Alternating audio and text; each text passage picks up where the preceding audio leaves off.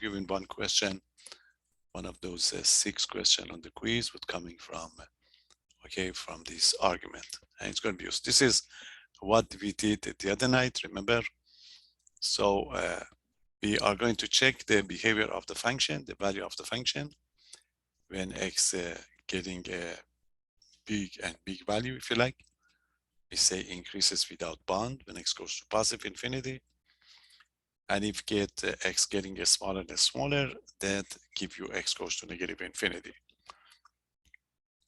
Talk about it that we call it end behavior of the function, because mostly we're dealing with the polynomials, and the domain of the polynomial is going to be all real numbers from negative infinity to positive infinity.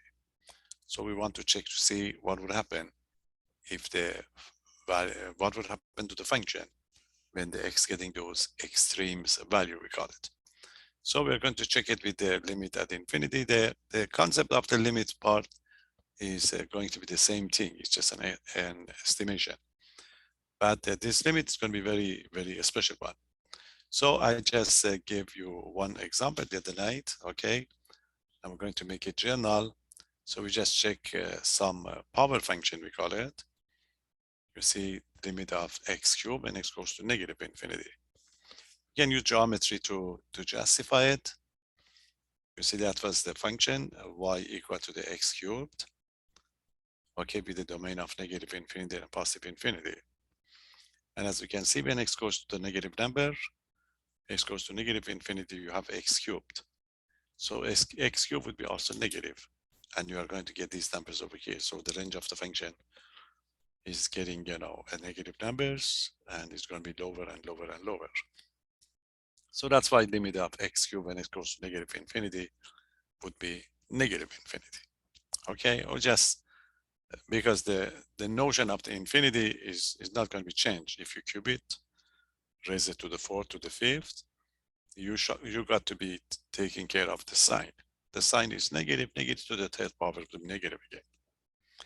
For the case of x goes to positive infinity, you know that if x is going to be positive, then x cubed is positive. So your function getting bigger and bigger and bigger. So in that case, the limit would be positive infinity. So that gives some idea for the nature of the graph of the function at these extreme values. So this is what we did.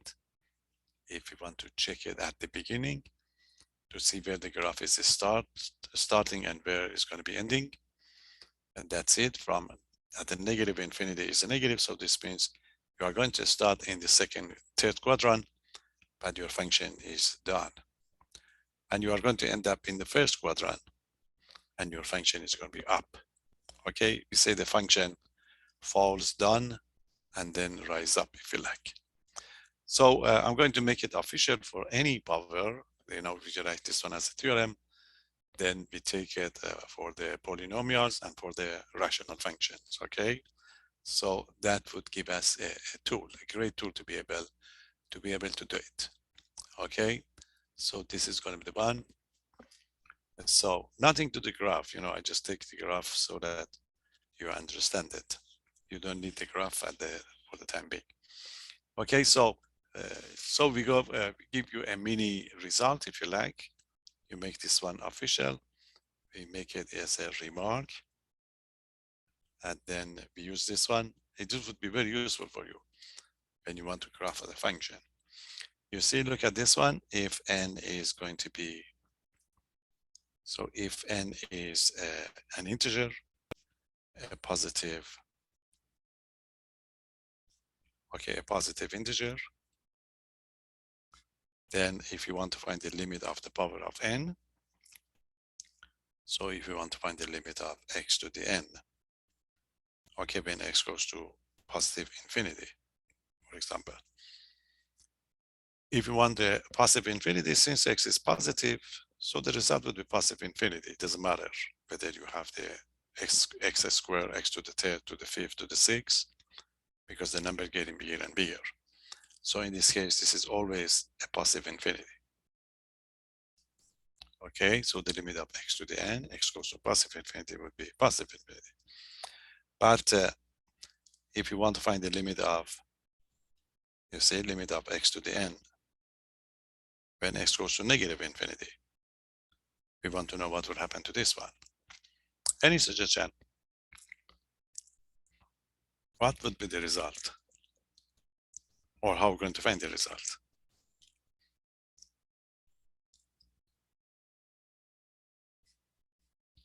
You see, since it's negative, it depends on the power. If this power is going to be an even number, okay, so if it's going to be something like 2, 4, yes, infinity, but which one? Is it a positive infinity or negative infinity? We know that it's going to be infinity, but the sign is important for us. Since it's negative, so it depends on the power. If this power is going to be even, 2, 4, 6, 8, negative to the even power would be positive. So that gives a positive infinity, you see.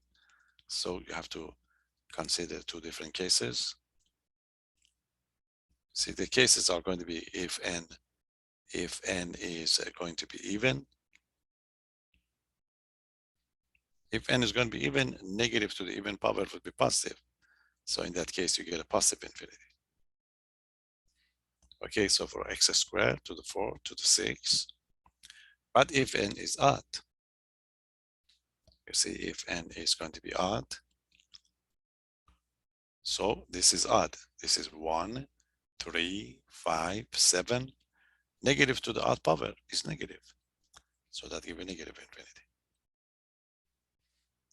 Okay, so the result, since it's a power function, it's infinity.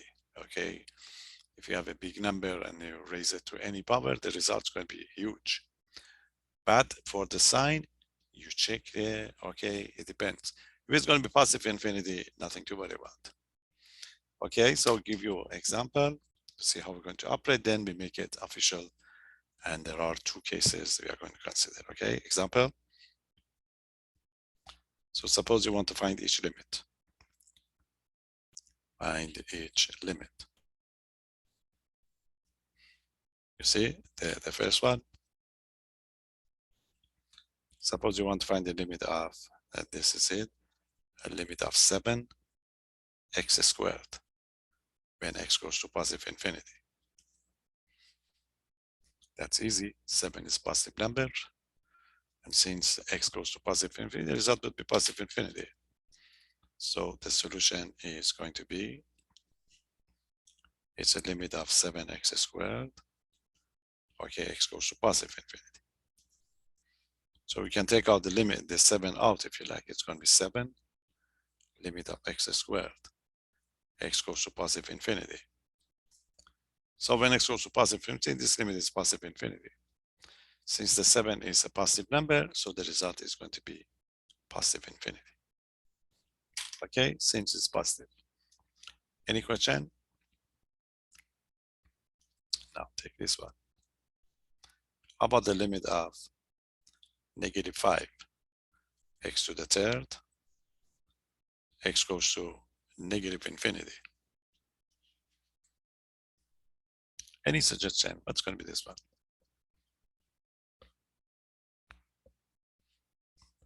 Negative 5, x to the third, x goes to negative infinity. Positive infinity. Excellent. Positive integer. Why? Because you see, this is it. So we have the limit of negative 5x cubed. X goes to negative infinity. We leave the 5, negative 5, then we have limit of x cubed. X goes to negative infinity. You see, when x goes to negative infinity, this portion over here, because the power is odd, this would be negative infinity. Because negative to the third power would be negative.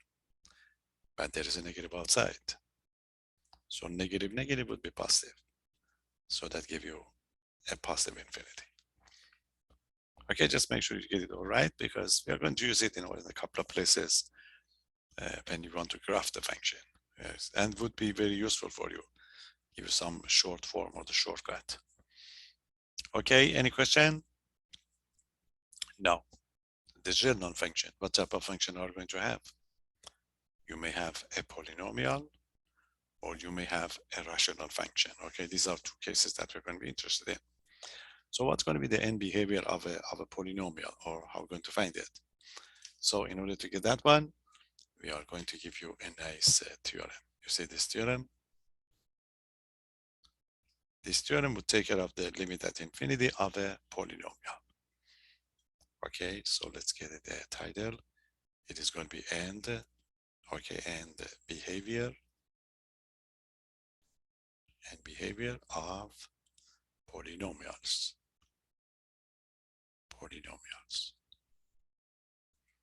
Remember, polynomial is just a combination of powers of x.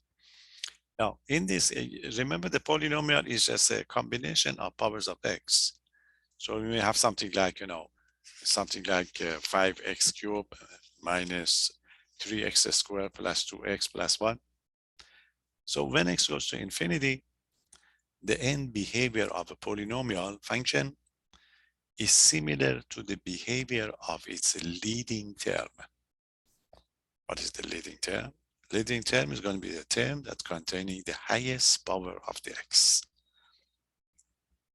So if your polynomial leading term would be x cubed, when you want to find the limit at infinity, you're just focusing on that leading term, because all of them would be infinity.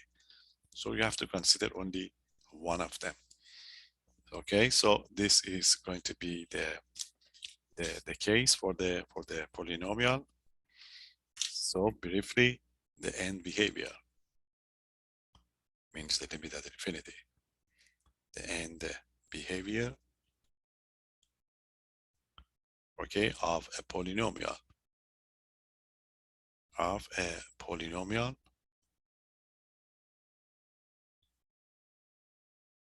Polynomial or polynomial function is similar or matches.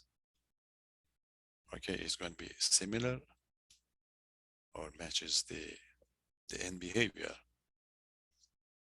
The end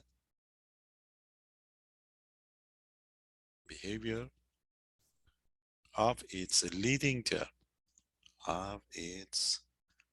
Leading term. What is leading term? Leading term is going to be term containing the highest power of the x. So it's going to be its highest degree term.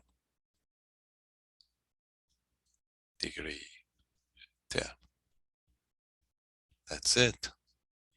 And with this theorem, you can do any problem, for the limit at infinity. There is a short form, if you like, or a shortcut that we're going to have. Okay, let's try it to see what does it mean to get this limit at infinity. So officially, this is your first problem that you have to consider for us. So we want to find each limit. Find each limit. So it's going to be limit of a polynomial. Okay, let's take the first one. The first one, suppose you want to find the limit of this polynomial function. Limit of 5x cubed minus 4x squared plus 3x minus 10. Minus 10 when x goes to negative infinity. You see, that's a polynomial function because it's a combination of powers of x. So according to this theorem, in order to find the limit of this polynomial, you shrink it, we say. You shrink it into its leading term. So you just consider the leading term here. See, look at the leading term. That is going to be a leading term. So this means this limit is equal to the limit of 5x to the third when x goes to negative infinity. And we already talked about this one. Okay, so the solution is going to be, that the limit, limit of the 5x cubed minus 4x squared plus 3x minus 10 when x goes to negative infinity. is the same as, is equal to the limit of 5x to the third when x goes to negative infinity. That's it. And we already talked about it, remember? So we can pull out the 5. So it's going to be 5 limit of x cubed, x goes to negative infinity. Now there you are. Negative to the third power would be negative. So this portion over here would be negative infinity. And the 5 is positive. Positive, negative would be negative. So the result, negative infinity. And we are done. So the limit of this polynomial when x goes to negative infinity would be negative infinity. Any question? It's very easy procedure. It's very old-fashioned problem. Not only in calculus, but also it's used in computer science. Yes, question. So like if we were given a question between this one and the previous one, I see, the process will be similar. I see. Oh, I was just wondering, like, how do you know which one? Yeah, you need the previous one to be able to do this one, but this would be given to you, not the previous one. Oh, okay. Okay, because you shouldn't get to the 5x cubed, then the 5x cubed. That's why we give, we check the previous one first. Okay. We check the previous one, then we refer to this theorem that will tell us that if you want to find the limit of the polynomial, we say shrink it. You shrink it to the leading term, and then you check the leading term. Okay, thank you. Okay, this is a very classic result. It's used in computer science. In computer science, they use this type of idea, but they don't have limits. And in the old days, they used this one quite a lot. And you go back and check the history. In those type of disciplines, they didn't have calculus. They have something that, just for your information, if you check on internet, this is something that we call it big O notation. Big O, if you see it somewhere, big O notation. Big O notation, if this is happen, they say that the 5x cubed minus 4x squared plus 3x minus 10, okay, is big O of the x third. Big O of the x third means this polynomial would behave like x cubed. If you are going to be in computer science, if you want to run a program, and this is going to be the type of operation that the machine should do it. They want to check how long does it take for the machine to do the operation, or how much are they going to charge you. This is the way they do it. From the machine point of view, they say, oh, the operation on the polynomial is the same as the operation on the x cube. So they charge you the x cube. They connect everything to some special function. They have a list of functions, something like 10 functions, and then you compare it. So it's a very old-fashioned, argument. So with the big O notation, you have something like the limit of the, sum of two functions, the product of two functions. You have this type of idea. It was defined or created by a German mathematician for the first time, but they don't usually use it. But if you are going to be, computer science measure, you are going to have it, but not for calculus. Okay. So basically, we shrink it to get these numbers. I'll give you one more. Then we are done with the polynomial. The big one is the rational function. Okay. So check the leading term. That's it. Check the infinity. Done. Okay. So just one more is going to be, okay, something a little bit different with the different power only. You want to find the limit of this polynomial. Suppose you want to find the limit of, I have 4x to the 6. I want to give you something with even power. Okay, plus 2x squared. Okay, 2x to the 5th. 2x to the 5th minus 10x squared plus 12.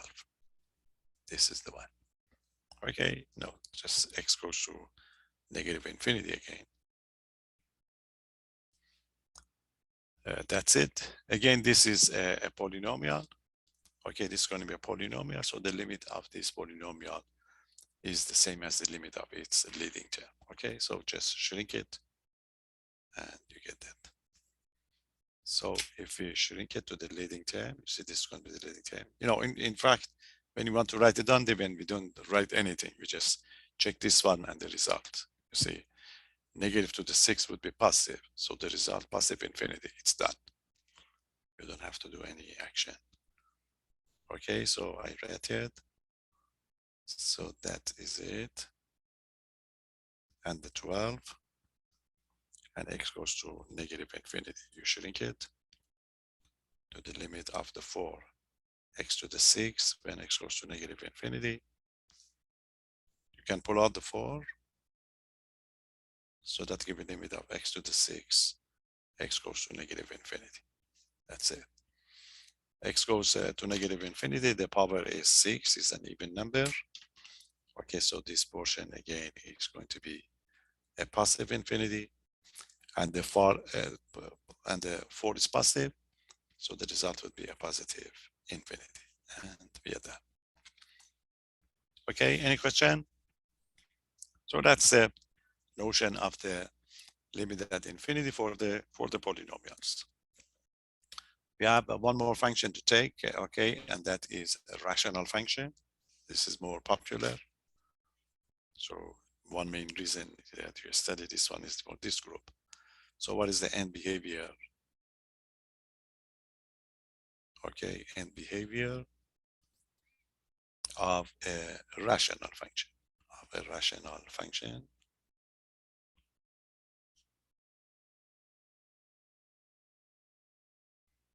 You know that the rational function is going to be just a ratio of two polynomials, okay? So we are going to use the same idea that we're going to use over here, okay? So first we get a preview like the one that we did. So this preview would be useful. Okay, so this is going to be the first case. Let me just give you a preview. That's one. We are going to tell you that one can apply, if you like. One can apply the following remark. Can apply the following result.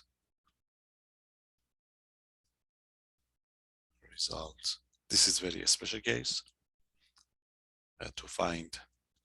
In your case, your book, they give you a theorem. So you don't need even this, but I want just to explain it. One can apply the following result to find the, okay, end behaviors, the end. Okay, end behavior of a rational function, rational function. You know that the rational function is like you get f of x, remember? So you have something on the top, we call it n of x, numerators, and something down the bottom, we call it denominator. So what is that result? The result is this, you see, very something natural. If r is a positive number, then what is this limit? The limit of 1 over x to the r. But x goes to infinity. It doesn't matter, positive or negative. In both cases, the result would be the same. Okay, let's see what would happen. You see, this is the power of x. R is positive. So this means it would stay on the denominator. Okay. So when x goes to infinity, we already talked about it. This x to the r would be infinity. It may be negative infinity or positive infinity, it doesn't matter. Now you have a fraction. If you have a fraction whose denominator, you know that. If you on the top is just 1, is a fixed number. On the bottom, you get that infinity. This means on the bottom, the denominator getting bigger and bigger and bigger. You know that if the denominator getting bigger and bigger and bigger, and on the top you have only 1, so this means this fraction getting smaller and smaller and smaller. Okay, so so the limit of 1 over x to the r when x goes to infinity would be the smallest possible value, which is 0. You see, that's one version to think about it.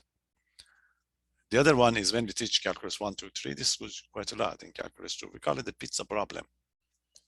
The pizza, like this is it. You see on the top. Suppose the top is a pizza. When x goes to infinity, the denominator would be infinity. So what does it mean? This means you have a pizza and you want to divide it into infinitely many parts. So what's going to be your share? You see, if you have a pizza, if you have a family pizza, even if you divide it by 100 parts, if you divide by 100 parts, your share would be almost nothing. Okay, so different way to interpret this type of results. So limit of 1 over x squared, x goes to infinity is 0. Limit of 1 over x cubed, okay, x goes to infinity would be 0. All of them would be 0. And that's, see, for example,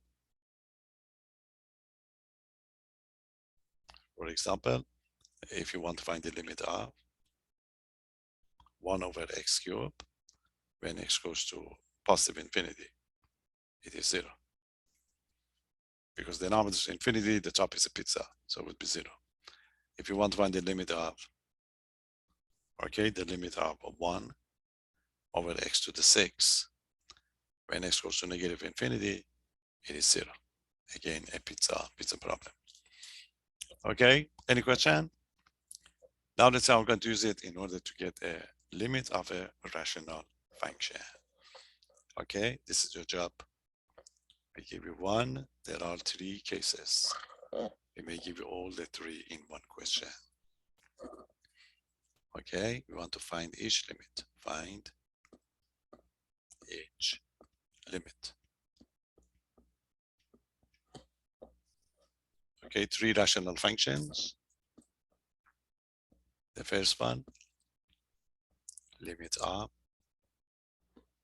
okay, limit of 5x plus 1 over 10x plus 7 when x goes to negative infinity. That's a case 1.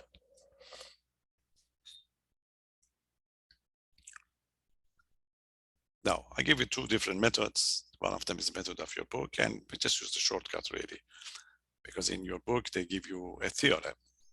But I just want you to understand it and get it through.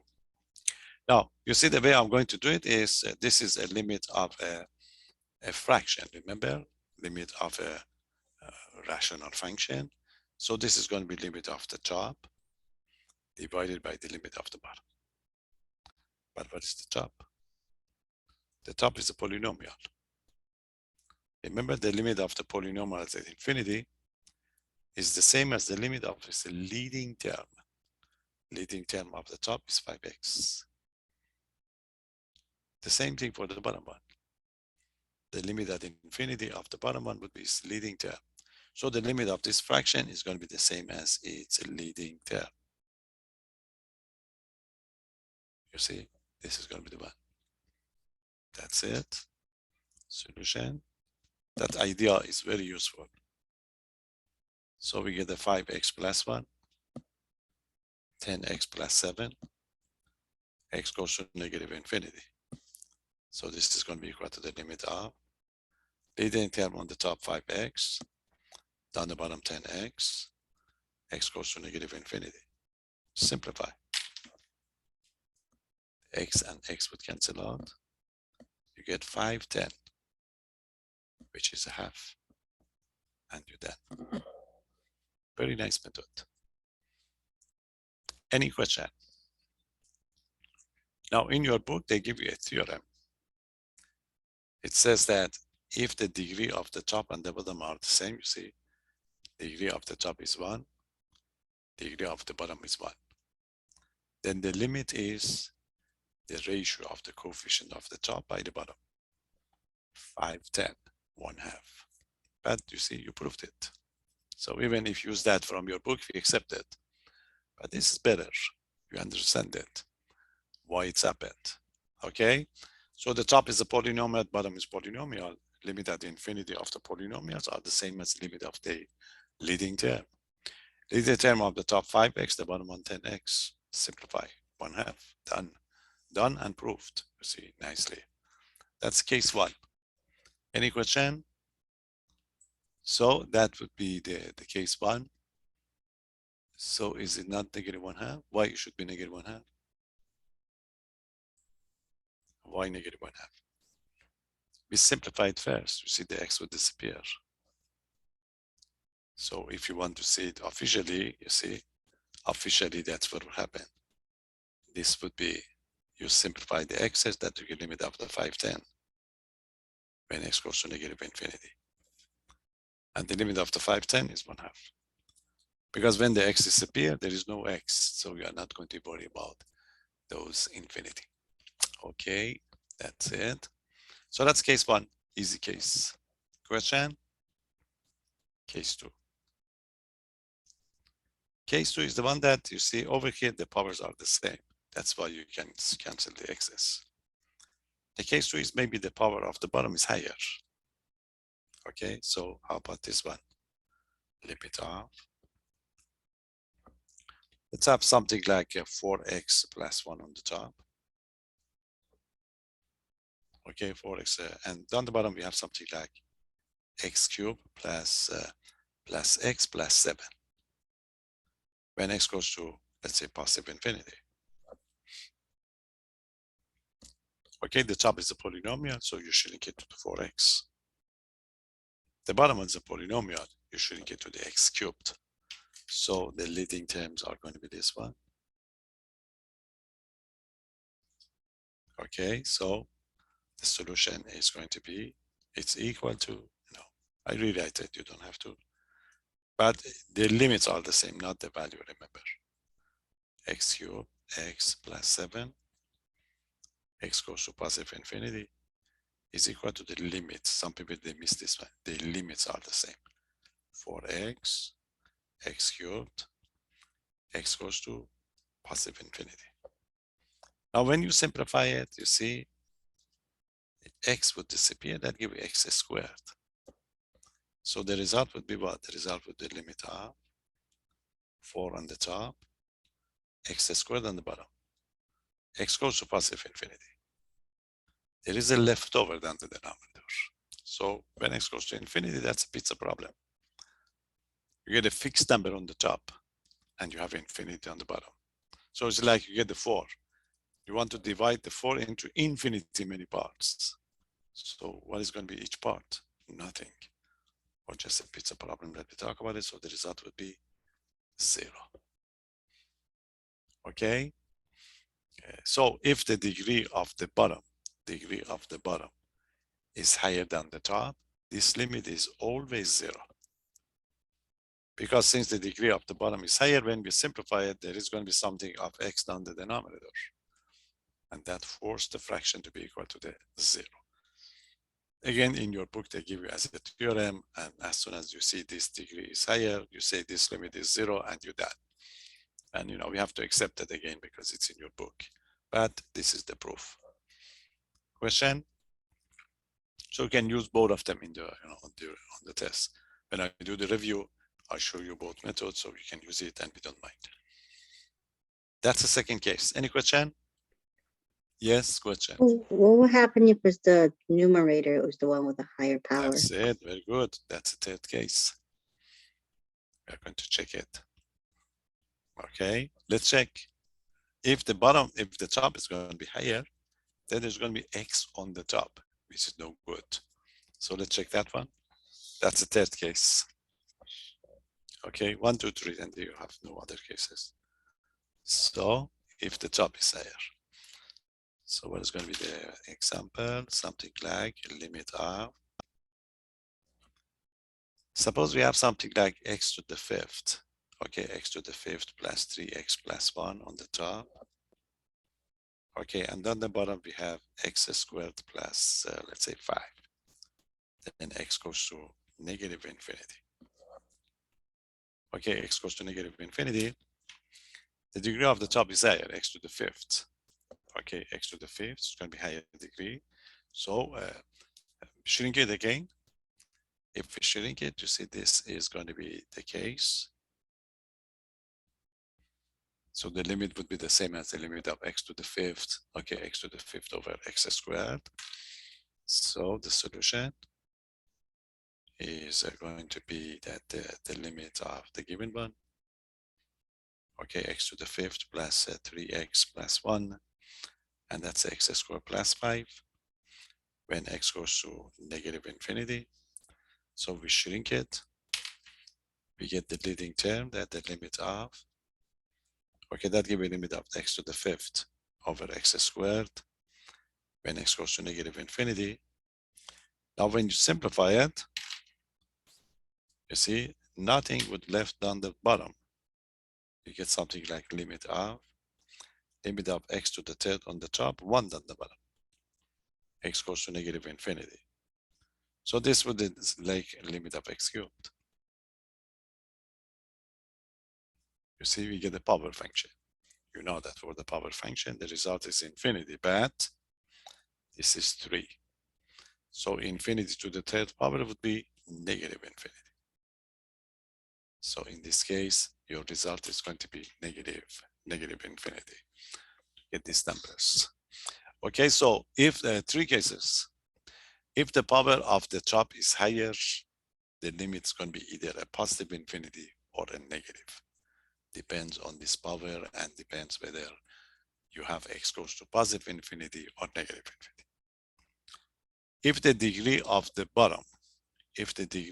bottom is higher, this limit is 0, because there is going to be leftover than the denominator, and the pizza problem will take care of it.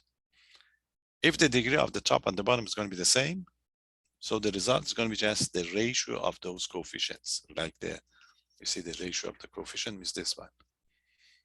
You get the 5x, the coefficient is 5. You get the 10x, the coefficient is 10. So it would be 5, 10, which is 1/2. Okay, in your book, they give you as a theorem. So if you do it on the test, I have to accept it. But these are going to be the proof that we're going to have. Okay, any question? Now, there is another expression that I just explained it, but we are not going to use it. When it goes to infinity, you see these are, the result is y. This gives you y equal to the 1/2. This gives you y equal to the 0. So when this limit exists, these limits are going to be horizontal line. You see, that's horizontal line, y equal to the 1/2, y equal to the 0. These horizontal lines are going to be called horizontal asymptotes. So when you want to graph this type of function, that would be useful. Asymptote means when x goes to infinity, the graph of this function, you see the graph of this function, eventually would be like y equal to the 1/2. Okay, the graph of this function would be like y equal to the 0. When you graph this rational function, it's going to be useful. But for your case, we only graph the polynomials, okay? We're not going to graph the rational functions. It takes time, so you're not going to use it. You can use graphing calculator to graph it. So that's why we focus on this type of limits rather than talking about the asymptote. So if they ask for the asymptote, just find the limit at infinity. So the result is going to be those horizontal line that we are going to have, okay? We're not going to use it for the rest of the course. If we get time, we come back and spend some time on it, but we won't get that chance. Okay, so let's go to the review. Check these problems first, and then, because there are a couple of them that takes time, so I want to make sure if you have time to do it. Any question? So we are ready up to the 3.6. 3.7 is graphing these functions.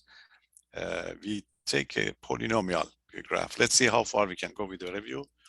We have one problem over there. Then I explain it over there for you. How we're going to graph those type of polynomial function if we get time. Otherwise, we can do it after your quiz. We are not going to rush that one.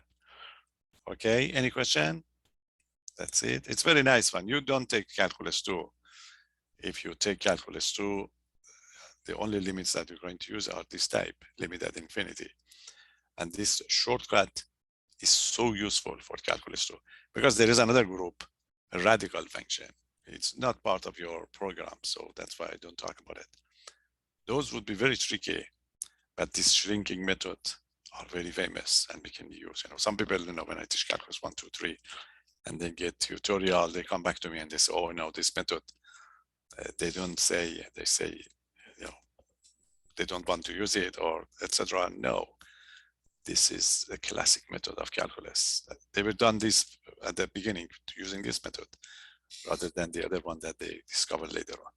But anyway, so just use that theorem, or knowing it is useful in future, that give you better understanding of the concept. Okay, so let's go to the review and check those problems for you. 6 problems, 6 topics. It's going to be concavity, okay, concave up, concave down, inflection points, then application of a second derivative, remember, to find the maximum and the minimum of the function. Then optimization problems. We have 3 problems.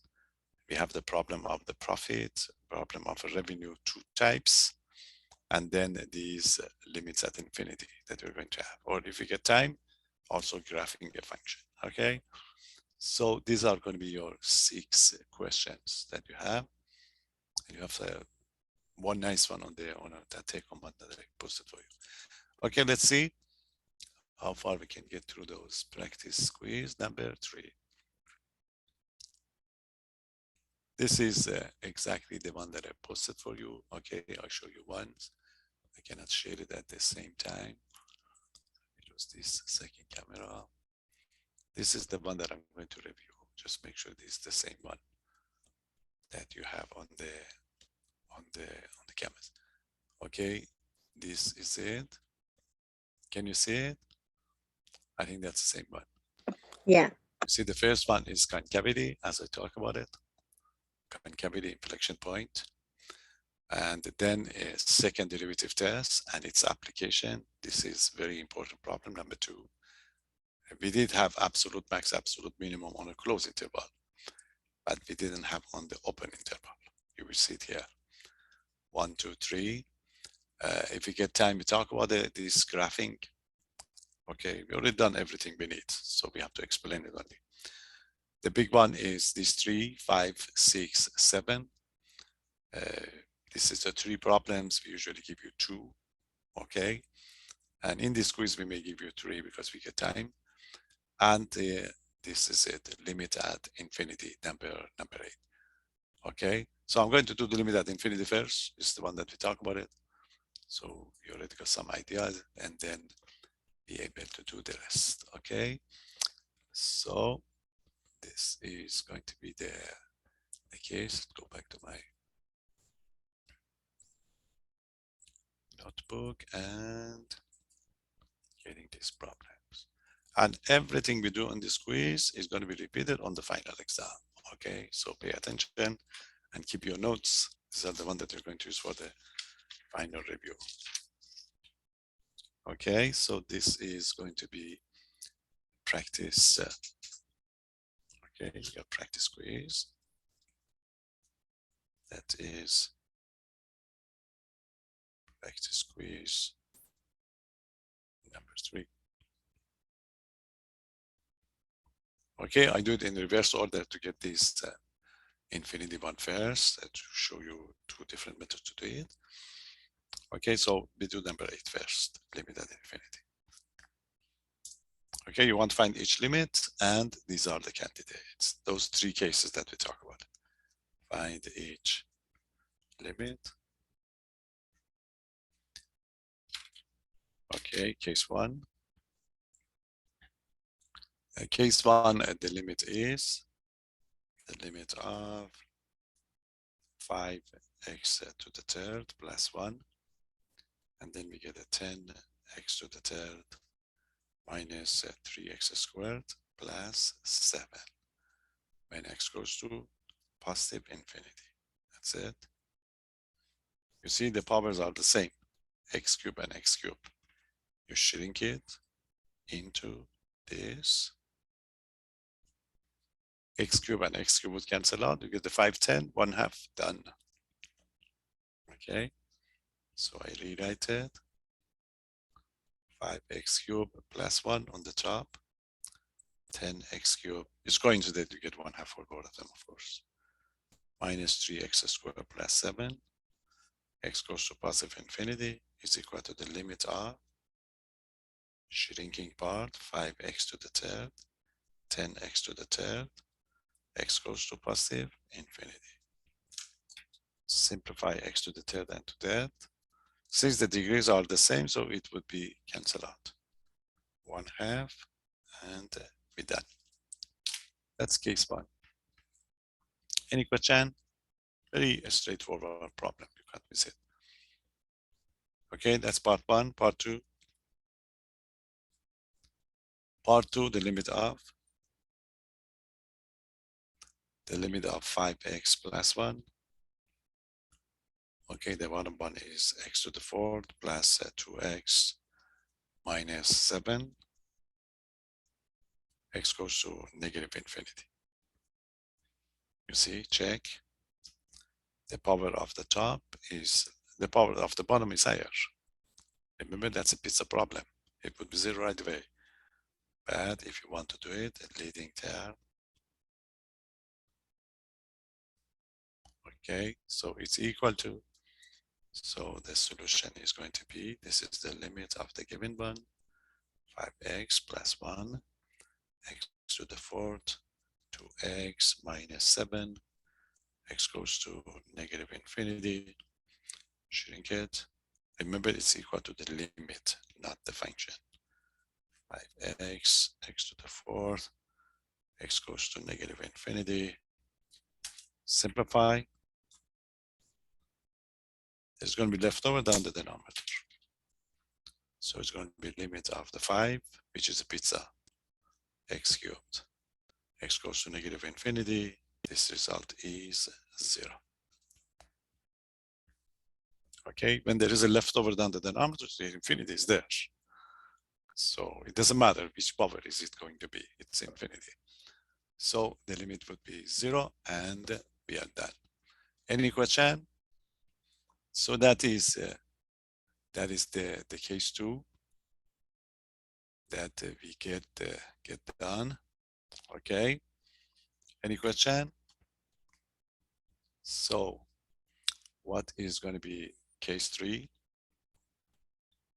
Part C. And part C is the limit of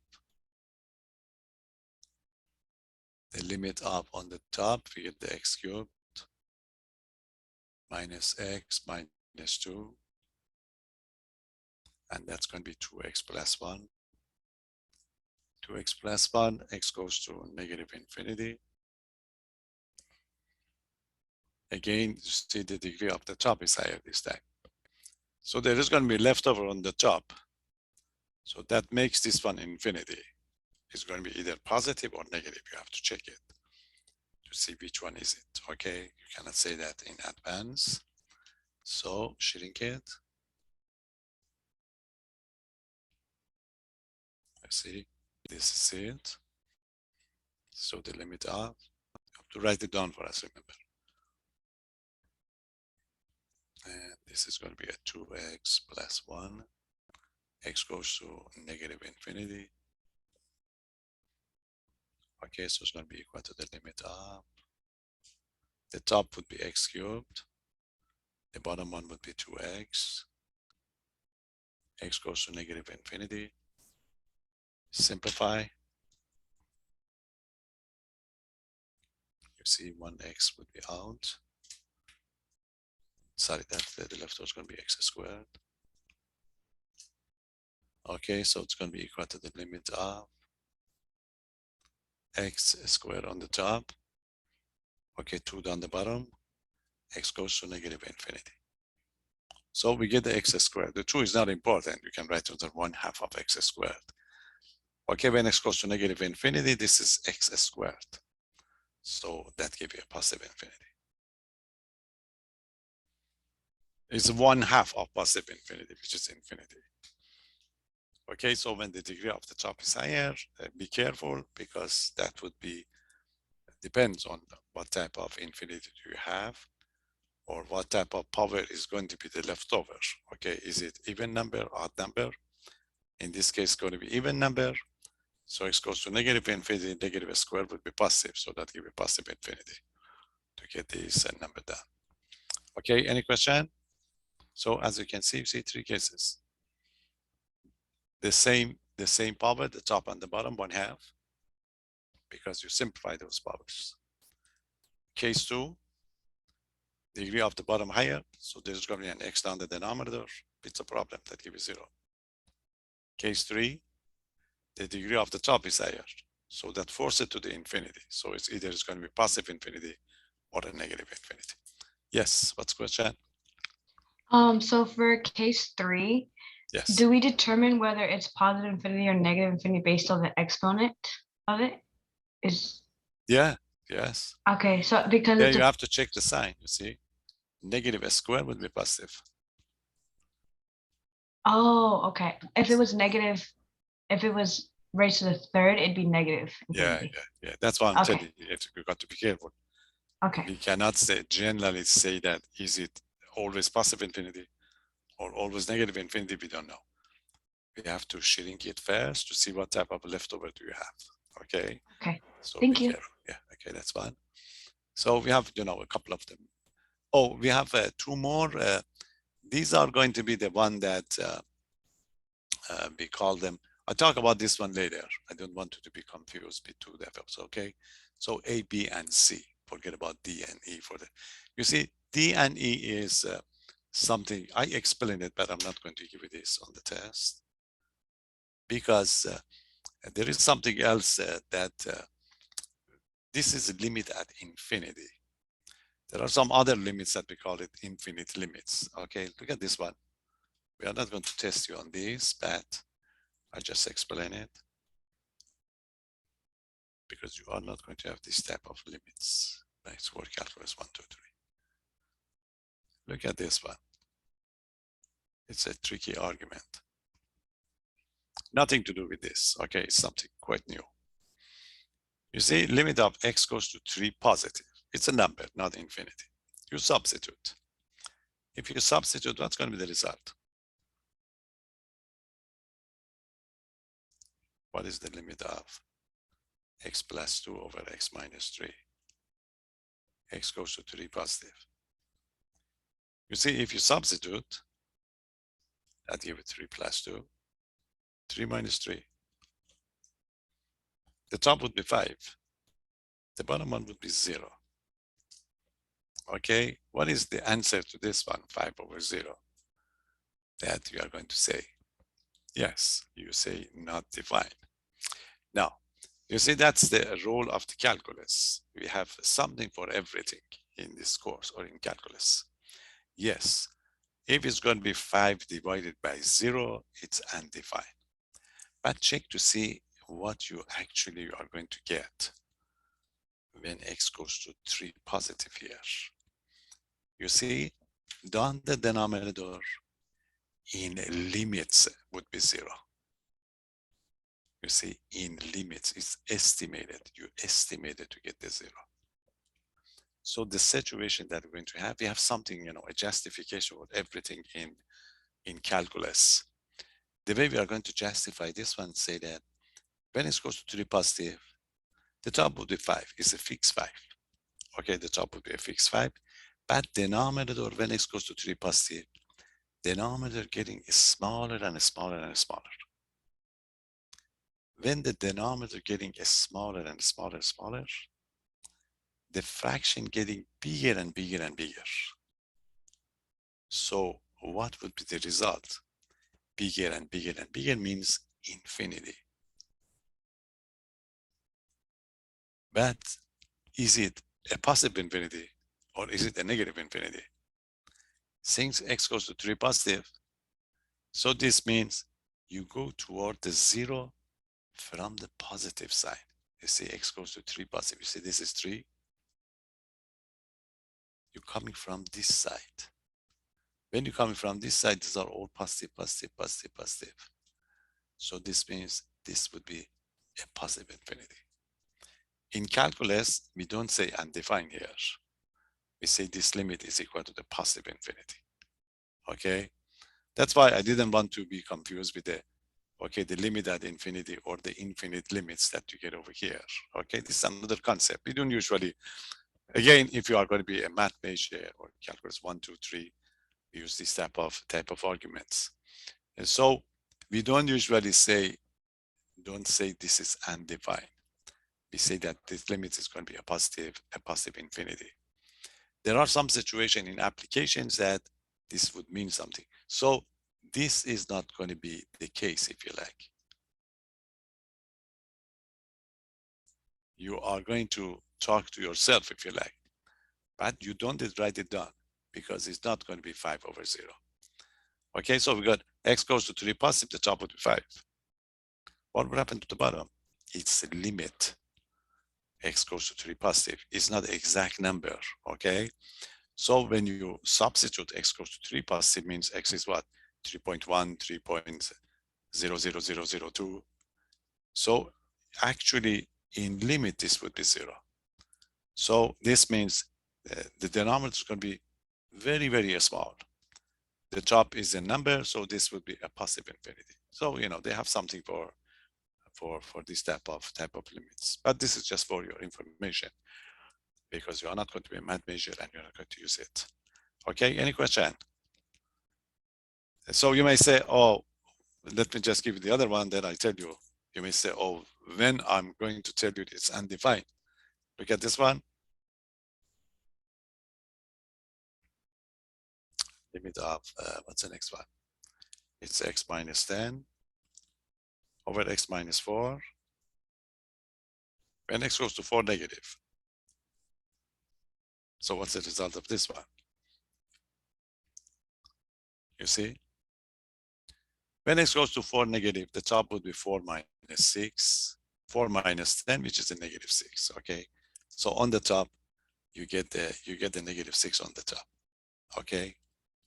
Down the bottom, again, the same story. Down the bottom is x goes to, if it's going to be exactly 4, 4 minus 4 would be 0. But x goes to 4 negative. So what does it mean? You see, look at this one. This is 4. You're coming from this side. This side is going to be negative, negative, negative because x is less than 4. So the top is a negative 6, if you like. And the bottom one is like a negative 0, if you like. So in this case, this result would be a positive infinity again. You see, the top is going to be negative number, the denominator is going to be negative 0, then this limit would be also a positive infinity. Okay, so we have this interpretation for these limits, and nothing is going to be impossible in calculus that give a positive infinity. Okay, any question? So don't worry about this one. But I ask you this question, then I go to the next one. How about this one? X plus 1, x minus 2, x goes to 2.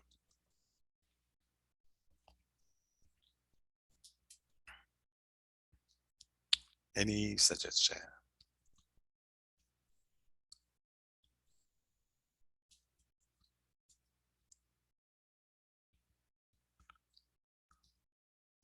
You may wonder, you know, what's going to be the answer to this one?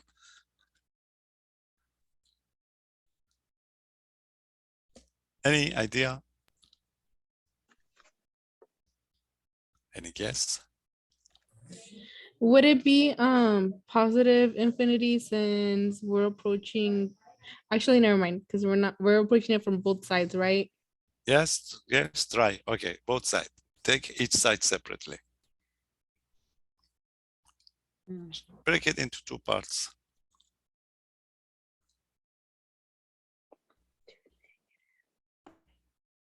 What would the result if x goes to 2 negative?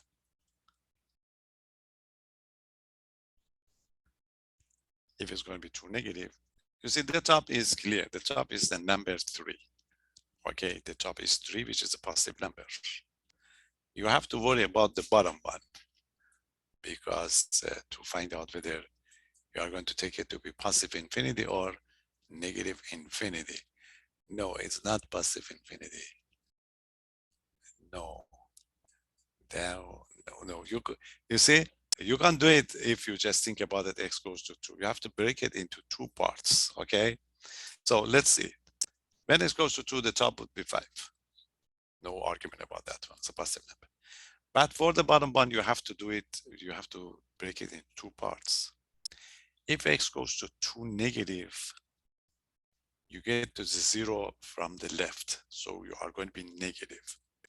So the top is positive, the bottom one is negative, so that would be negative infinity. You see, the limit up. You have to break it into parts. You can't do it right away. You see, this would be a negative infinity. But if you do the other way around, limit of x plus 1, x minus 2, x goes to 2 positive this time. 2 positive, remember the top is 5. Or 3, sorry. The top is 3. 2 positive, the top would be positive, positive, which is positive infinity. Right and the left limits, they are not the same. You have negative infinity and you have a positive infinity.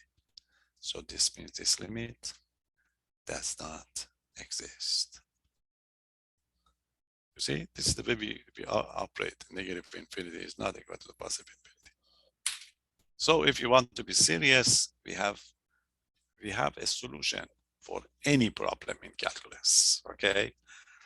So those types that we say undefined, no, there is nothing to be undefined for this type of problems. We just say the limit does not exist.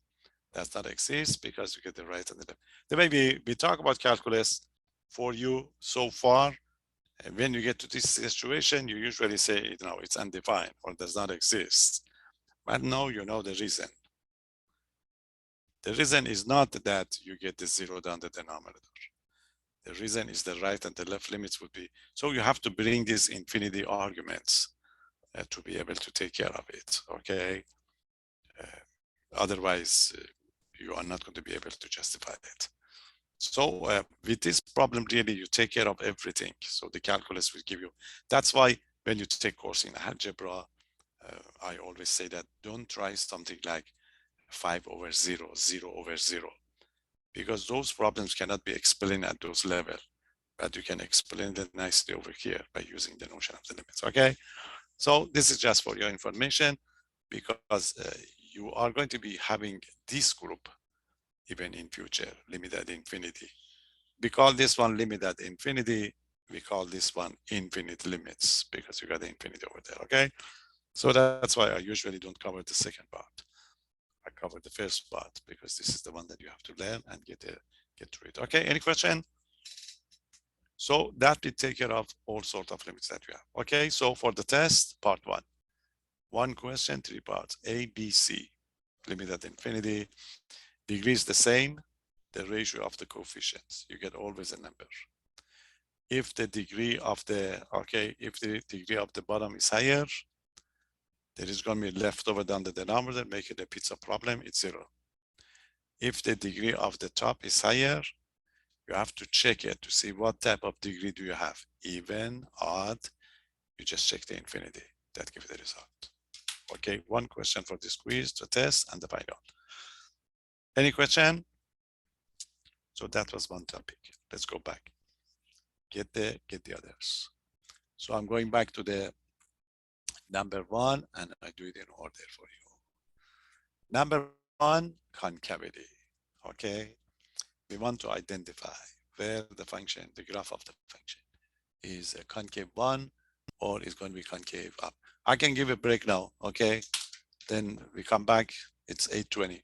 I give it 10 minutes, 8:30. Come back and we just do the review for you. Okay, see you in 10 minutes.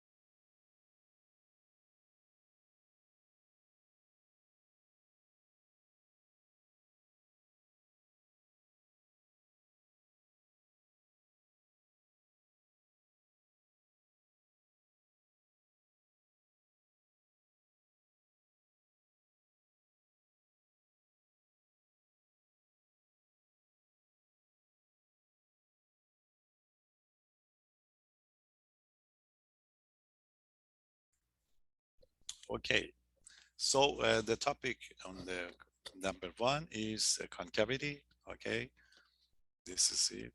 Just be careful on this problem. We want to find where the graph is concave upward and the concave downward, and the inflection points. No maximum, no minimum. Don't waste your time. Some people, they go through all. Now they find the minimum, the maximum. No, it's concavity problem. Okay, so this is it. You see this expression. So what you have to do is you have to find the second derivative, let it equal to the 0, give us a chart, identify when the graph is concave up, concave down. Okay, so this would be the first question. That's it. Can you hear me now? Okay, so there you are. It's straightforward. You just do one of them. If you get time, we come back and we do the second one too. F of x equal to x cubed 6x squared 9x plus 1. That's it. Step one, the domain. It's a polynomial function. Okay, so the domain is all real numbers. Domain negative infinity, positive infinity. You are going to solve only this f double prime of x equal to 0. Nothing to do with the f prime equal to 0, remember. Take the derivative, f prime, 3x squared, power root, 12x plus 9. You don't stop, keep going, f double prime, 6x minus 12. You highlight it, stop here. Let it equal to 0. F double prime of x equal to 0. You have to solve this equation. This is an easy equation to solve. So that gives 6x equal to 12, x2. This is a candidate for the inflection point. You drop it back into the function, then you get the chart of the f double prime. Okay, x equal to 2 into the function, original function. F of 2, 2 cubed, 6, 2 squared, 9 times 2 plus 1. Carefully evaluate it. 2 cubed would be 8. 2 squared 4, 24. 18, 1. Okay, so this is going to be the case. So it's going to be 26, 27, the positive one, minus 24, 3. Okay, so f of 2 equal to 3. So this is the candidate, 2 and 3, the point. Now you have to test it. Chart is a concavity table. So the x would be negative infinity, the domain, to positive infinity.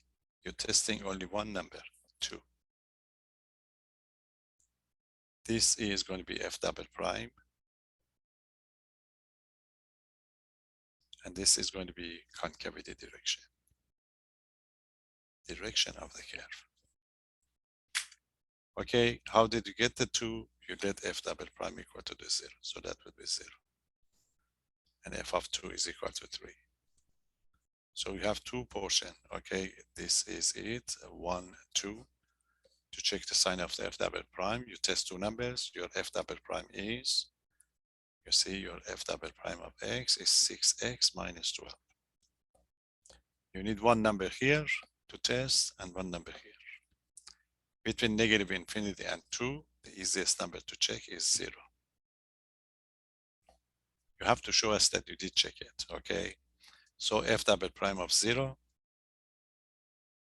this part would be 0, that gives you negative 12. It is negative. So this is negative, and the negative means graph is going to be concave, done. You have to give us the direction of the graph, remember. Okay, any question? You need one number here. For example, 3. You check the 3 into the second derivative. 6x minus 12. So f double prime of 3 would be 6 times 3 minus 12. 18 minus 12, positive 6. Okay, f double prime is positive, means it's going to be concave upward. So positive, concave up, down up.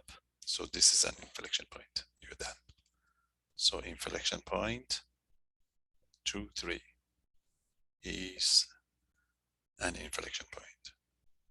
If you write this, you don't have to give us.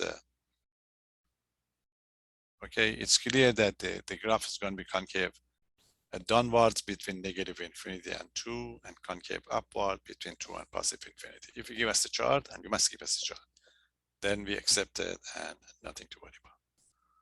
That's it. Any question? So that's topic number 1. Okay, there is another one, if you get time, we talk about it, but otherwise, this is the way we're going to do it for us. No maximum, no minimum, remember. You go to the second derivative and you do the job.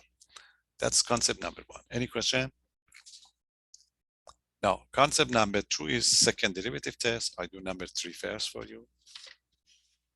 So the topic number, that would be 3 because we already talked about infinite, limit at infinity, okay? So number 3. Number 3, second derivative test. Second derivative test. For the second derivative test, you know that you have to find the critical values. You find the f prime, you let it equal to the 0. We get the critical values. Then you have 2 choices, the first or the second derivative test. We are going to use the second because we already used the first in the previous test. So you drop the critical values into the second derivative. If it's going to be positive, okay, if f double prime of the critical point is going to be positive, so positive means concave up, so we get the minimum. So if this is going to be the case, f of c is a relative mean. Okay, and you drop it. If you get f double prime of c positive, negative. If it's going to be negative, negative means concave down. In this case, f of c is a relative maximum. Very easy test. Okay, if it's going to be 0, you are unlucky because it cannot be done. Okay, but the one that's going to be given to you, it's possible to do it. Okay, so this is your theorem, the function. Take one of them. Okay, for example, the first part is a good one.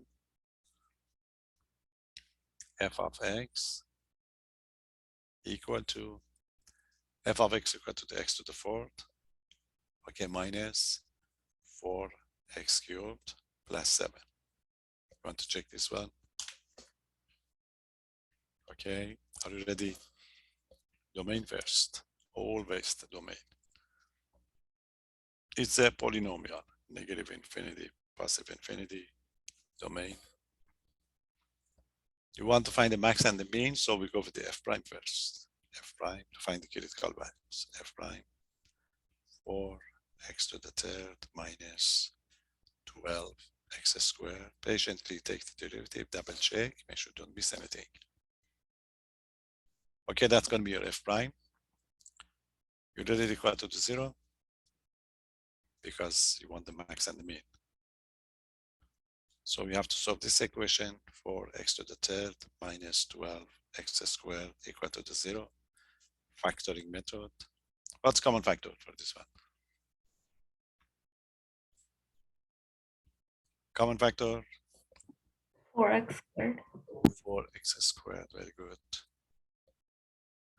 So that would give us what? X minus 3 equal to the 0. Oh, then we'll be in trouble for this one. Okay, I double check. That's 4x cubed and the 12x squared, very good. Okay, so we let it equal to the 0. So 4x squared equal to the 0. That gives you x squared equal to the 0 and x0. This is one of them. Okay, then x minus 3 equal to the 0.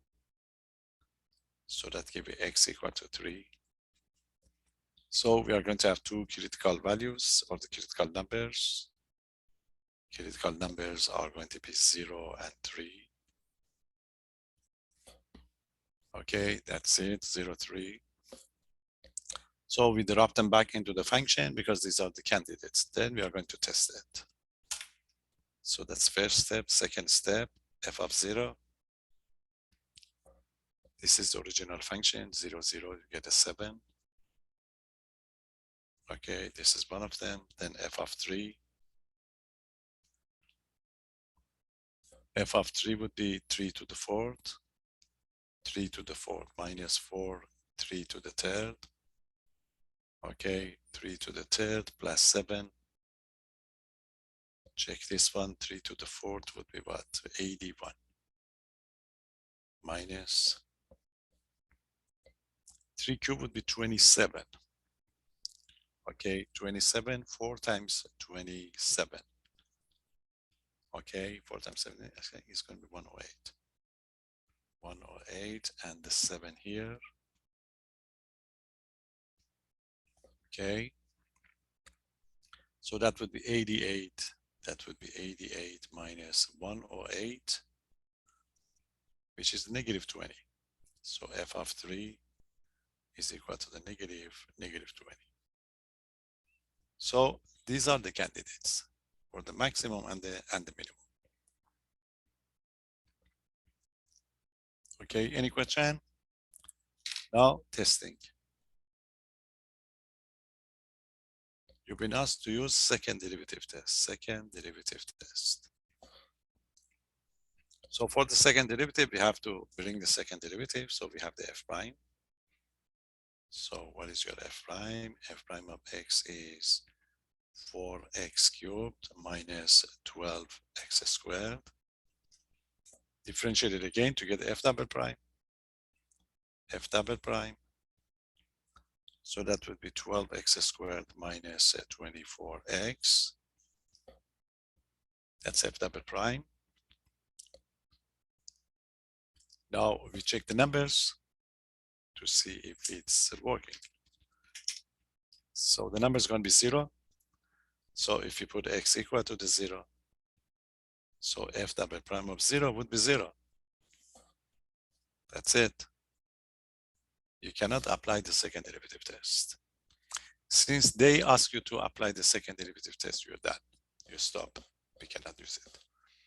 If you are the one, then you go back and you check it with the first derivative test, okay? So since they ask the first, they apply the second derivative test, you say that the second derivative,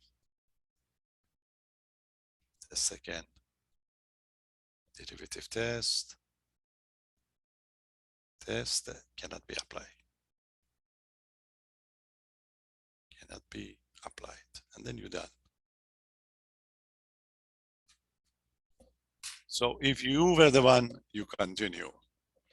Okay, if you pick the test yourself, you have to get the chart for the f prime and use the first derivative tests. But since they ask you to use second derivative test, you declare that I cannot use the second derivative test because we don't have the conditions. Okay, so I have to do one more for you. Any question? So this would happen. We just want to know that you can use it if okay, one of them is going to be positive, the other one negative. Okay, so give another one to check that it's to see it in action, it's working. Question. So we do the part B, probably it can be done. Sorry, I have a quick question. Yes, what's the question? Because it's equal to 0, so you don't need to test the 3. No, because we can't do when you cannot do this one. So why you continue? Okay. See, because you have to give us the answer for both of them. Okay, so if one doesn't work, you don't need to Yeah, test the other. yeah. Okay, thank you. That's one. Okay, that's one. If this works, then you get the second one as well. Okay, but then you cannot use that because you have to give us the answer for both of them. Okay, so it's got that. So let's quickly check the part B to have something that's working. Okay, so what's going to be part B? In part B, the function is f of x equal to f of x equal to the negative 2x cubed. Okay, negative 2x cubed plus 3x squared. Okay, 3x squared plus 12x minus 5. Okay, this is the case. Again, same story. So we have to start with the domain. Remember, you have to mention the domain all the time. Negative infinity, positive infinity, the domain. Okay, again, go for it. Check the f prime. F prime of x is equal to, carefully differentiate it. It's going to be negative 6x squared, 6x, and 12. That's f prime. Okay, let it equal to the 0 to find the possible in critical numbers. So we have a negative 6x squared plus 6x plus 12 equal to the 0. You try factoring. You can factor out negative 6 first. Okay, so negative 6 out. So that gives us the x squared minus x minus 2 equal to the 0. Okay. Factor this one too. It's going to be negative 6. You need two numbers, product of 2, difference of 1. So it's going to be x minus 2 times x plus 1 equal to the 0. The factors, the first factor is 0, 6 is never 0.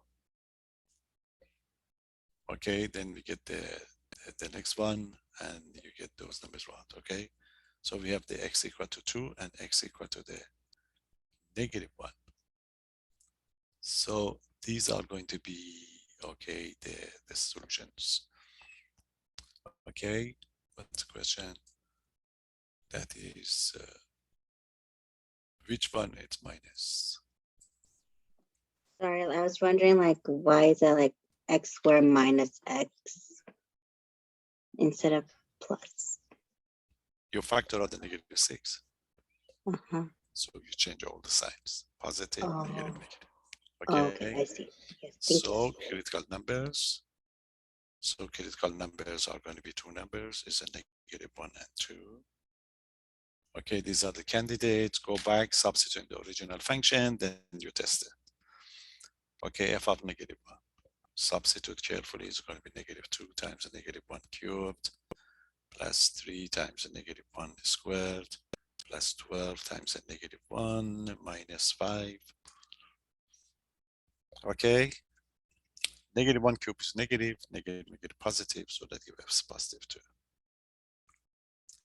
Negative 1 squared is positive, so that gives us positive 3. Positive 3, negative positive with the negative, minus 12, minus 5. Okay, so what do you have? 2 and 3, 5, and 5 cancel out, so that gives you negative 12. So f of negative 1 is equal to the negative 12. That's it. That's one question. Check the other one. F of 2, same procedure. Original function, negative 2 times 2 cubed plus 3 times 2 squared plus 12 times 2 minus 5. Okay. 2 cubed would be 8. 8 times negative 2, negative 16. 2 squared is 4. 4 times 3, 12. Positive 12. 2 times 12, 24. Minus 5. Okay, check. What do we have? We have a negative 16 over here, negative 16 and 12, that will be negative 4. And it's going to be positive 20. I think it's going to be 15. Okay. So it's a negative 16 and positive 12 that give us a negative 4, positive 20 minus 5, 15. So f of 2 equal to 15. That's it. 2 candidate. Now we have to test it. You'll be given the second derivative test. So you go for it, testing. You have to use the second derivative test because you've been asked to. So you bring the f prime and you find the f double prime. So your f prime is equal to what? Is a negative 6x squared plus 6x plus 12. You differentiate, remember you differentiated and then you check f double prime of the critical number. Okay, any question? So continue f double prime. Again, carefully differentiated again. So that gives us a negative 12x and plus 6. That is f double prime. Now test the numbers. Negative 1 and 2. Okay, x equal to the negative 1. We test this one first. F double prime of a negative 1. It's a negative 12 times a negative 1 plus 6. So that make it to the 12 plus 6, 18 positive. This is f double prime, it's concavity. Positive means up. So we have a minimum. So f of negative 1, which is equal to the negative 12, is a relative. Okay, it's going to be a relative mean. This is the first one. Any question? We have one more to check. Critical number of 2. So x equal to 2. You check f double prime of 2. Okay, this is your f double prime. So that would be negative 12 times 2 plus 6. Negative 24 plus 6. Negative 18. It's a negative. This is concavity. So negative means it's concave done. Concave done, maximum. So that was a 2, f of 2 equal to what? 15 is a relative. Okay, is a relative maximum. And you're done. You see, it takes a little bit of time, but it's a nice procedure. Get the second derivative test. Okay, any question? So that's one version. That's a direct version or direct application of the second derivative test. There is another application for this type of problems. Remember, these tests would give you relative max, relative mean, not absolute max, absolute minimum. We previously checked absolute maximum, absolute minimum on an closed interval, remember, on the previous test. But there are some functions that you can find the absolute max, absolute mean, but on the open interval, not the close. And this is the number 2 here. They are very important functions, okay? And for this type of problems, again, second derivative test is very, very popular and useful one, okay? So this is one problem. The other one is going to be application of the second derivative test for the absolute max and absolute mean. Let's see what's the nature of those problems. Okay, any question? So concavity and this one. This is the direct one. But this next one is going to be kind of indirect problem. Okay, so we go to the number 2 and we check this one too.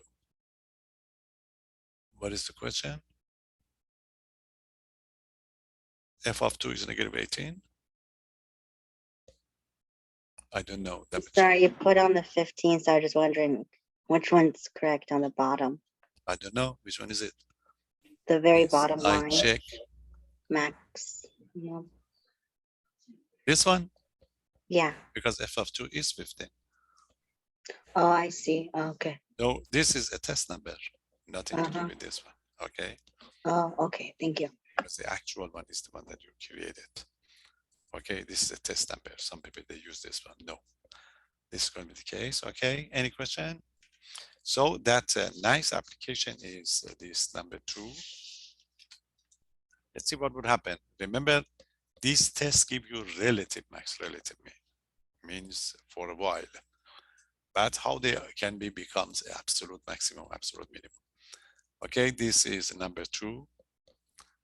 These type of questions are not going to be polynomial type. Okay, the function will be of this format. That's why we wanted to do it. Okay, so finding absolute. Okay, absolute maximum or minimum. I call it extrema on We say unbounded interval, you see, unbounded intervals. Unbound means this is it, unbound intervals will be 0 and positive infinity. It's unbounded because this is infinity. If it's going to be something like 2, 3, 4, 6, that's a bounded. And you already did the closed interval. So that's why this is something different. Okay, so this is it. I do the part 1. The function is f of x. We give you a similar of this on your test, I think your previous quiz. And you missed it, you missed the algebra. So that's why we check it again. Okay, important part is the domain. The domain is the given one. If you miss the domain for this problem, it costs you quite a lot. You will see it in a minute. So make sure that you know that the domain is the one it's given to you. In this type of problems, you must have only one critical number. Otherwise, you can't do it. One only. So this domain would be useful sometimes. So if you get 2 critical numbers and one of them is not in this domain, you take it out. Because the natural domain of this function is all real numbers except 0. But the given domain of u is this one, okay? So pay attention to the domain. Now, that's it. You want to differentiate it? I suggest that you move this x squared up, make it easier to differentiate, okay? So f of x, 5, 2x, and that would be 8, x to the negative 2. You see, you don't need quotient rule. So we differentiate f prime. If of 5 would be 0, after 2x would be 2. Okay, power rule, negative 2 times 8 would be negative 16. X, 1 down, negative 2 minus 1 would be negative 3. You see, this would be f prime. Any question? Make it equal to the 0 to find the critical numbers. F prime of x equal to 0. You have 2 minus 16 x to the negative 3 equal to the 0. You want to solve this equation, you have to change the power first. Okay, x to the negative 3, you flip it, make it to the 16 over x cubed. 2 minus 16 over x cubed equal to the 0. Easy equation how to solve. You have to get rid of the denominator. You can multiply both sides by x cubed or move one of them to the other side, use cross multiplication. And this is the way I do it. You see, this is like 2 over 1. I cross multiply 2 times x cubed equal to the 16 times 1, 16. Okay, now the x cubed would be 16 over 2, which is 8. So x cubed would be 8, so x would be cube root of 8, which is 2. It's not positive negative because it's odd root. So you have one critical number. Critical number 2 only. Any question? Now we drop it back into the function and then you test it. Okay, so this is the candidate f of 2. Original function. This is it. 5 plus 2x plus 8 over x squared. Okay, so it's going to be 5 plus 2x, x is 2, plus 8 over x squared, 8 over 2 squared. Okay, so it's going to be equal to the 5. 2 times 2, 4. It's going to be 8 over 4. 8 over 4 would be 2. 5, 4, 2, 11. So f of 2 equal to the 11 is the candidate. You have to check. You are looking for the minimum, of course. So you have to check to see which one is it. Is it the minimum or not? The test for this type of problems is second derivative test. You can do the first as well, but the second is much easier. Okay, so we need a testing. Testing second derivative test. Why? Because it's easy. You see, look at the f prime. Your f prime is what? F prime of x is it's 2 minus 16x to the third. Easily we can find the second derivative. F double prime. U of 2 is 0. Negative 3 times negative 16 would be 48. But x to the what? X to the negative 4. Okay, so that gives you the second derivative. And if you flip the power, you see 48. 48 over x to the 4th. It's already positive, you see. Officially, you have to substitute 2, but you don't need it, you see. It's always positive. F double prime positive means what? Means it's a concave upward. Concave up means minimum. So f of 2 equal to 11. You see, we usually say f of 2 equal to the 11 is a relative minimum, but there is nothing else. You see, you have only one critical number. At this critical number, you get a relative minimum. So this means this is the bottom of your function. Okay, so f of 2 equal to the 11 is going to be an absolute or the absolute. It's going to be the absolute minimum.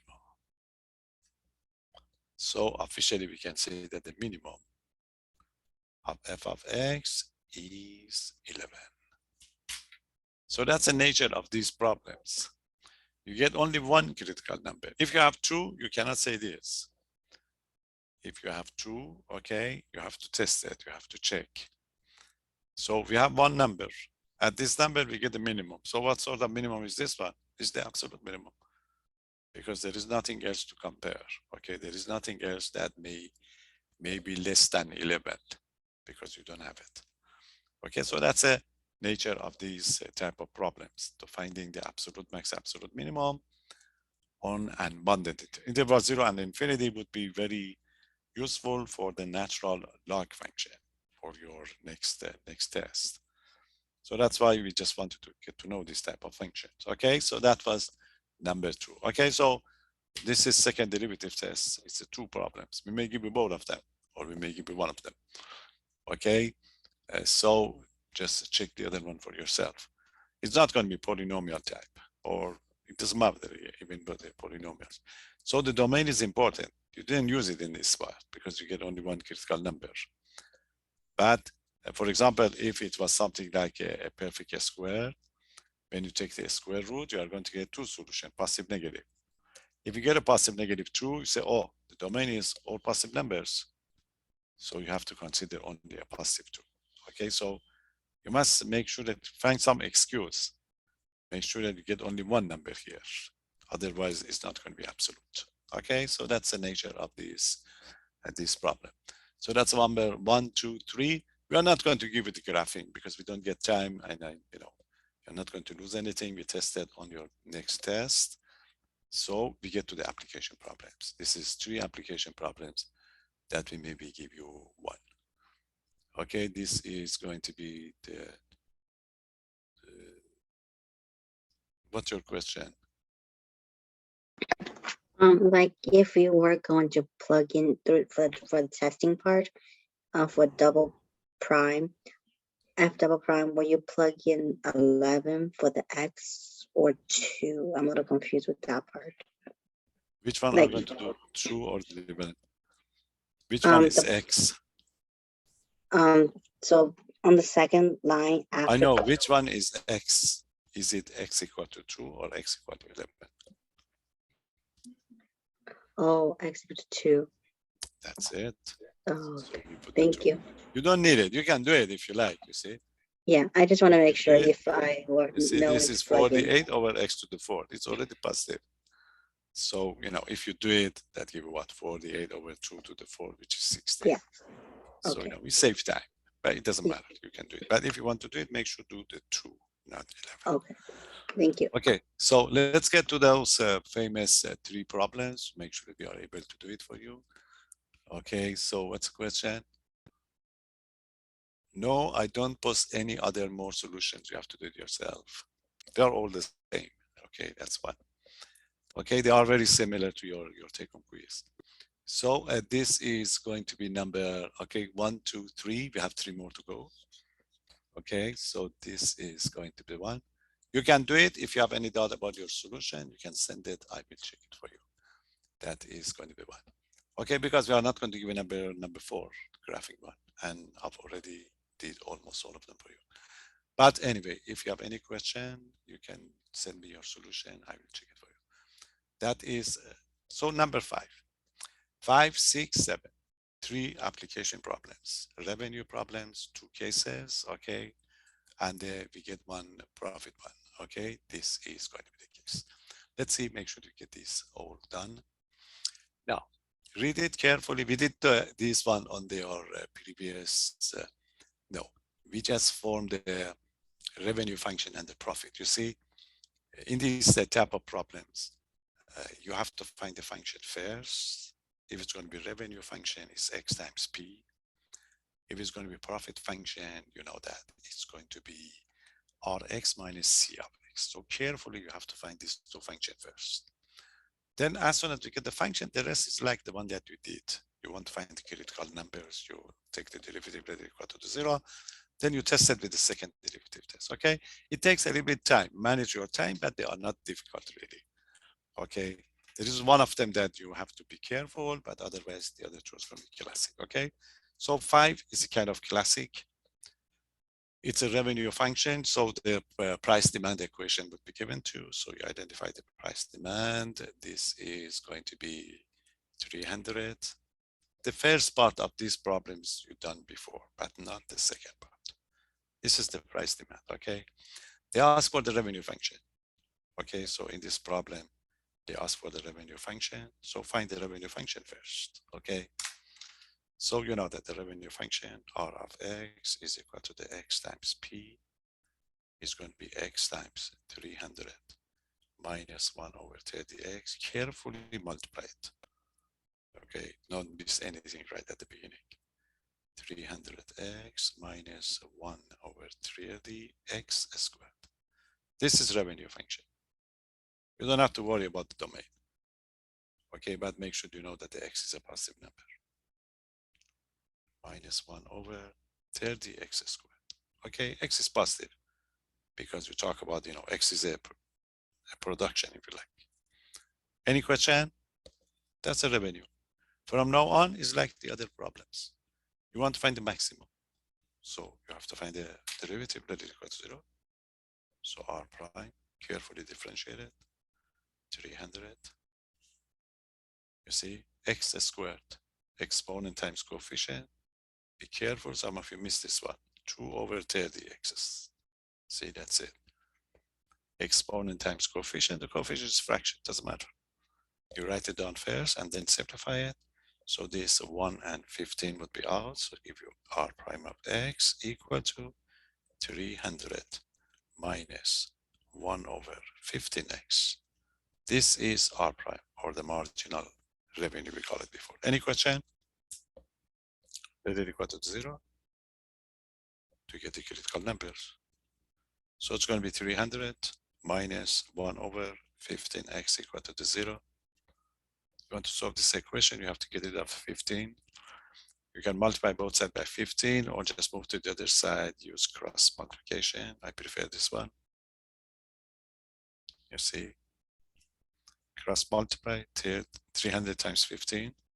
So X would be 300 times 15, which is 4,500. Okay, that's correct. So X equal to the 4,500.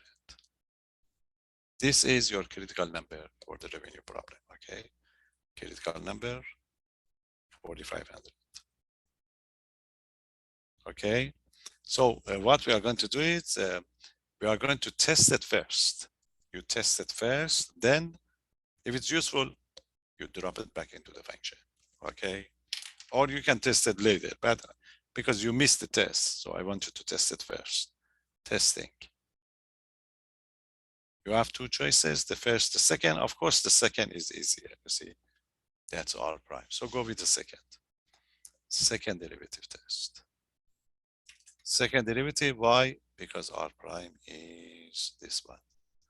R prime is 300 minus 1 over 15x. And if you differentiate it, quickly you will see it. F double prime. Derivative of 300 is 0. This is just x. So derivative would be negative 1 over 15. It's already negative. It's concavity. Negative means down. Down means maximum. Okay, so this means R of x has a max relative value. It's going to be absolute eventually. You can say R of x has a max at what? At x equal to the 4,500. So maximum revenue is R of 4,500. See, that's why we test it first, to make sure that this is the maximum revenue, which is going to be absolute because there is nothing else to compare. Now you go back to the original function and you substitute now. Original revenue function. This is it. Okay. So this is going to be 300x. It's going to be 300 times x, 4,500. Okay, minus 1 over 30 x squared. It's going to be 4,500 squared. Okay, simplify it. It's going to be equal to,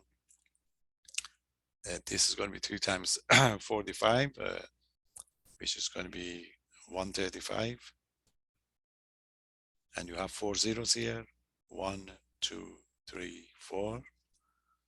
Minus 1 over 30. 45 square. What's 45 square? 5 times 525. 4 times 520. So this is going to be 1, 2, 3, 4. This is going to be 45 square. Okay, you know that how you do it. 45 times 45. 5 times 525. You multiply the 4 by the next number. The next number is 5. 4 times 520. This is the way we do it. Or 45, 55, 65, you know, you can use this method. But anyway, you simplify it, and then you get the maximum one. Okay, so it must be divisible by 3, which is the case. 135, 1, 2, 3, 4, minus. So I'm going to simplify it. That's it. By 3, that would be 10. By 3, 6 times 3 would be 18. Another 6. Okay, and 40. Sorry, 7. 7 and 5 and 3 zeros. Okay, that's going to be 1. So it's going to be 6, 7, 5 and 3 zeros. You can check it with your calculator. Okay, and it's twice of this one. So it's going to be $675,000. So the maximum revenue, your maximum revenue in dollars is going to be $675,000. That is the first part. Any question? So although you do it quickly, but you have to pay attention to make sure that everything is in order. For example, the number must be positive at the end because this is money. So if you get a negative, probably you miss something, you go and check it. Okay, that's the first part. Any question? Now, the second part is how we're going to collect this money. Okay, in order to collect the money, you have to sell. We want to know how many are going to sell. You already got it. 4,500. And how much are you going to charge? Price. This is the price demand equation. You replace the x by 4,500.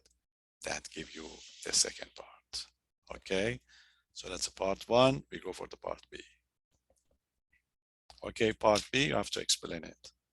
You have to say that the company, okay, the company should produce or should sell X equal to the 4,500 units at whatever it is. It's a paper shredder this time. So the company should sell 4,500 units and charge or should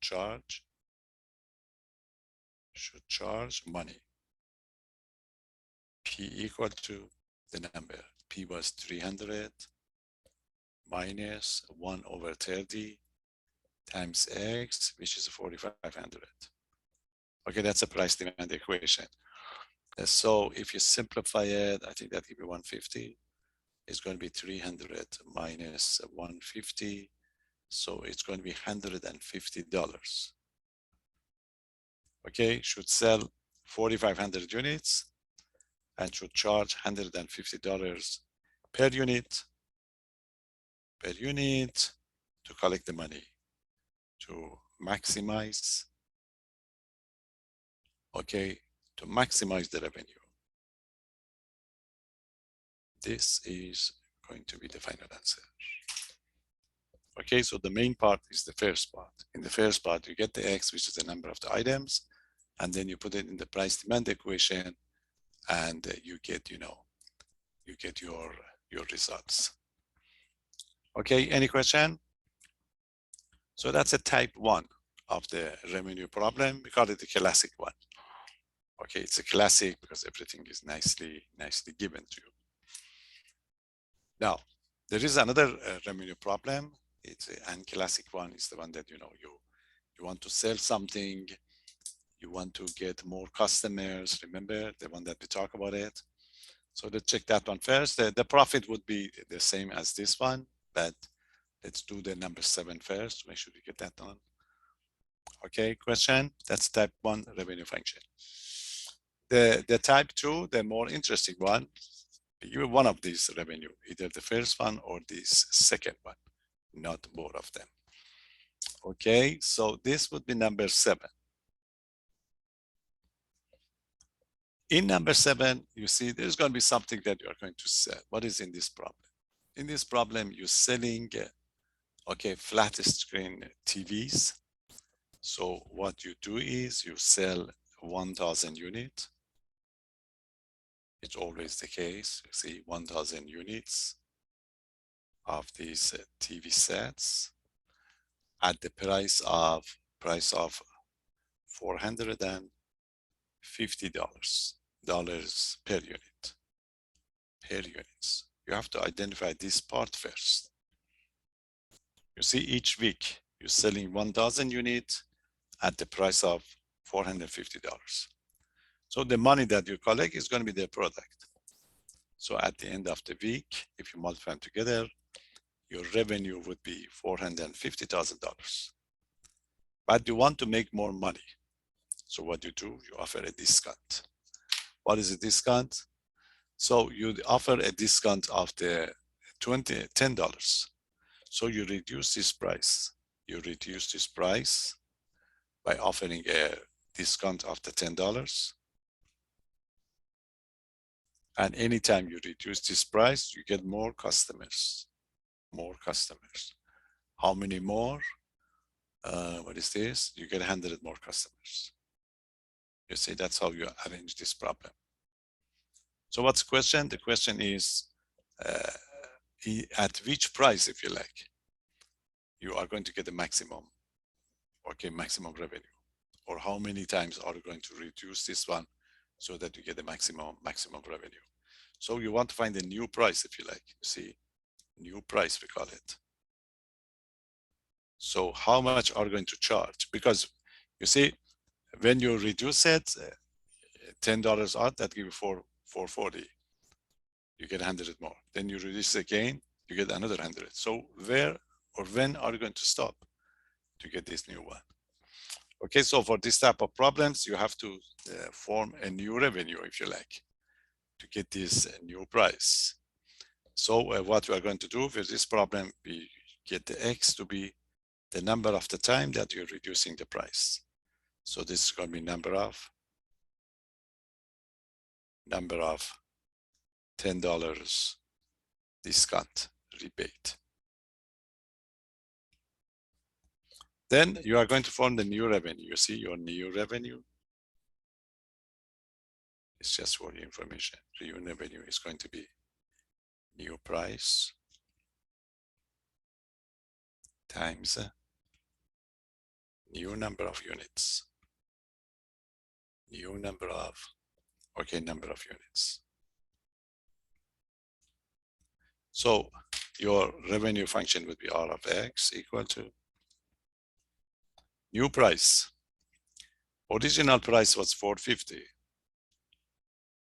You reduce it minus. How much did you reduce it? $10. How many times? X number of the time. So this is going to be new price. Any question? New numbers, new customers. How many customers do you used to have? 1,000. Now you get more customers. How many more? 100. How many times? X number. That's it.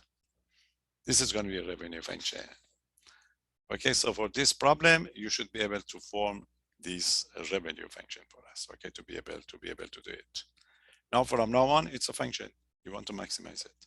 Use the FOIL method to simplify it and then differentiate it. That's it, FOIL it. You multiply, go forward, so they're going to be 45,000.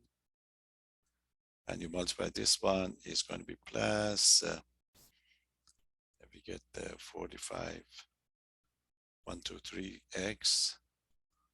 And then you do this one, it's going to be minus. You get the 10,000x. And this one would be minus 1,000 x squared. Okay, just simplify it. So we get a negative 1,000 x squared. Okay, you can simplify this x's, 45, 10,000. So that give you 35,000x. And the number is going to be 450,000. Okay, this is your function. Differentiate it. R prime of x is equal to, that give you negative 2,000x. And that would be 35,000. That's it, that's your R prime. You let it equal to the 0. R prime of x equal to the 0. So that gives you negative 2,000x plus 35,000 equal to the 0. So for x, negative 2,000x equal to the negative 35,000. So x would be 35 over 2, that gives us 17.5. So that gives you your critical number. So this is how many times you are going to reduce to get that, that maximum. You have to test it and then give us the price. Okay, so the testing is as usual, second derivative test. Okay, testing second derivative test because it's much easier. This is it. This is your R prime. And when you differentiate it, you see, R double prime is simply negative 2,000, which is negative. Negative means done. You have a maximum. So R of x has a max at x equal to the 17.5. They don't ask for the revenue, they ask for the price. Okay, so new price. How much are you going to charge? New price, we call it P, is equal to, remember, original price was 450 minus 10x. So it's going to be 450 minus 10 times x, which is 17.5. So it's going to be 450 minus 175. If you subtract that, dollars, how much is going to be? 5. Okay, it's going to be 5, then 8, which is going to be 7. That's it. So if you set a price for $275, you are going to make a maximum revenue out of this problem. So as you can see, these type of problems they are more interesting than the classic revenue. And you have one in your take-home one to be able to take care of it. So if you just write it down nicely, really, it's not going to be a difficult problem. The only thing is the people, when they start right at the beginning, these positive and negative that I put, you see, for the price, this new price, and that's a crucial part. So the price would be reduced, but the number of the customers would be increased. So you have to be very careful to see where are you going to put the positive or the negative. Otherwise, the rest is going to be just, like the previous problem. I post a solution for that revenue function, that profit function for you, which is number 6. Okay, it's like the first one. That's it. Any question? So the topics that I did tonight are going to be on the quiz. 6 topics. Limit at infinity. Okay, that was the first one. Concavity is the second one. 2 problems for the second derivative test. Absolute max, absolute mean, and the usual derivative. Okay, so that make into the 4. And 2 application problems. You have a revenue problem and the profit. Altogether would be 6 questions, and you answer 5. You have the take-home one. It's a very good take-home one. Just take care of it, and if you have any question, just let me know. What is the question? I was wondering, where did you get that 450 minus 10x? Because we need the price. You see the price?